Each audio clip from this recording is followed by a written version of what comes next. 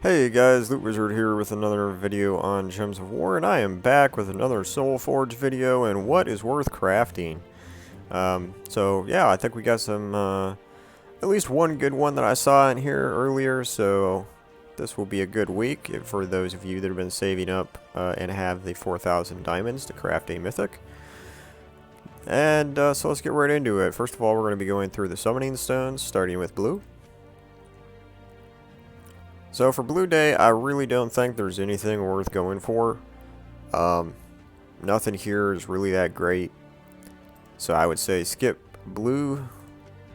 For green, there's really nothing here either that's really worth getting. Sometimes Merilith is good. Deals true damage to all enemies, destroys 22 random gems, gains 6 attack. And it does have a mana cost of 12. So I wouldn't say it's really a really good troop. Like, you have to try to get it. There's much better troops that you can get easier than that. So that could be one you would want to skip. For red, yeah, I would say probably the best thing in red this time around is going to be Alchemist. If you don't already have it, it transforms a selected mana color to yellow, and then you gain gold. It does have Firelink, so it gains a bonus to red mana. It has a 10 mana cost, so that is a good one if you don't have it already, but it's not game breaking or anything, and it's only a green troop, so you probably do have it, because you can get it pretty easily in gold keys. Moving on to yellow, we don't really have anything great to try to get in yellow, except I would just have a mention here of Ranger. Early on in the game, Ranger is pretty good to use, so if you don't have Ranger, you might want to try to get that, but it's green, so you can get it in gold keys as well. So you might want to save those yellow summoning stones for a better troop. Purple, I would say purple, best troop we have here is probably Moon Rabbit. It's used in a lot of teams right now for starting off the battle with a lot of mana. What it does is it converts all blue gems to yellow, and then it gives 18 life to all other allies, and then it blesses the first ally. So not only is it going to convert all these gems into yellow, the blue gems into yellow, but it will also give all of your allies life, which will make them harder to kill. Also, in its traits, it does start with full mana if you trade it fully. So there you have it, guys. That's probably the best one to get in purple. For brown, we have probably Lady Ironbeard is the best one to go for. If her armor is higher than the enemy that she attacks, she will deal triple damage. So that 30 will be turned to 90. And since the Lady Ironbeard is a dwarf, if you do have the legendary dwarf card, you can make her start with 50% mana. So that's probably the one you want to go for if you don't have it in brown. Now moving on to legendaries and mythic troops.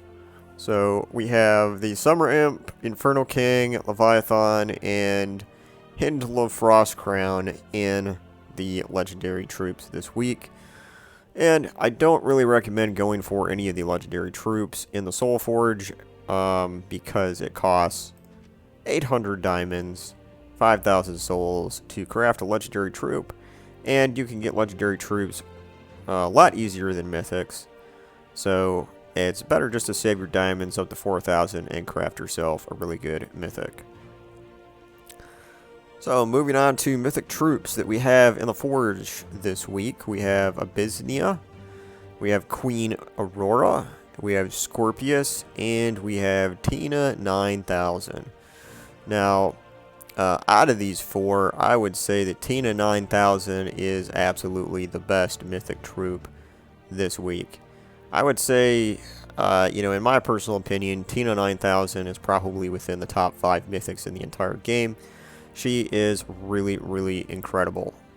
Works with most teams, but does work better with all mech teams or teams that, or troops, I should say, that also do damage based upon the armor of your whole team, like Tesla. Tesla works incredibly well with Tina 9000.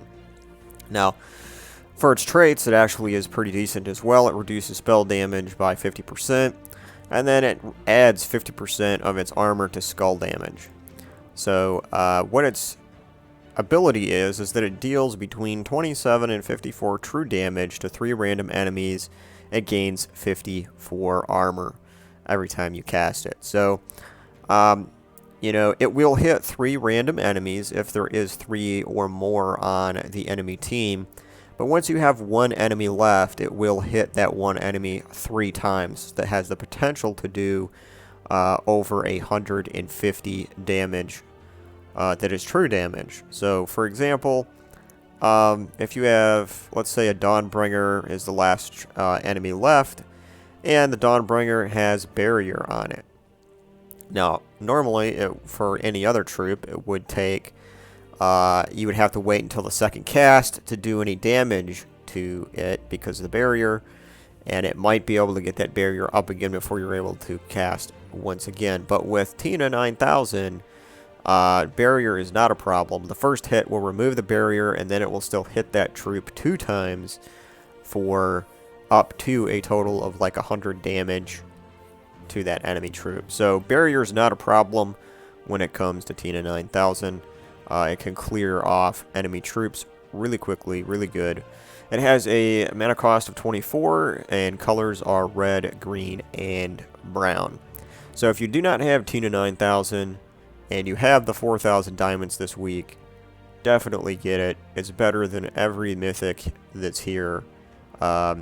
Even though I would say Queen Aurora is probably one of the best support mythics in the game, it's definitely not comparable to the amount of damage and defense that Tina 9000 has. And so what I mean by that is the defense is it will gain this armor here, 54 armor. Every time you cast it, it's going to gain another 50 armor. So Tina is really good for defense as well as for offense in that regard.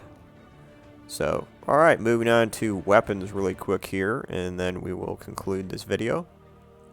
So, in the weapon part of the Soulforge this week, we have this weapon here, the Plumed Staff, which is a weapon that you can also get for gems in the raid boss event this week. So if you don't want to use your gems, you can craft it in here for 200 diamonds. But since gems are easier to come by, I would say go over and get it in the shop for the raid boss. We also have Nimbus Bow. Wait a second here. Is this an old weapon? Or is the Nimbus Staff the old? Let me double check this real quick. So, raid boss, shop. Yep, okay. Just to make sure, the Plume Staff is the raid boss event this time around. So I was correct on that. Just double checking to make sure. Nimbus Bow is a old weapon that was used for, I think it was a tower event. I remember this weapon coming out months and months back. But it works with the Strix allies. Now, we don't have a Strix class yet, so I would say hold off on this weapon because we just, you know, these kind of weapons that are boosted by a certain type of ally work the best if you have a class that is that type of troop as well. And we don't have a Strix troop yet, so I don't think this weapon is worth it. So yeah, there's really not much here to craft as far as weapons this week. And yeah, that's about it for the Soulforge this week. Thanks for watching, guys, and later.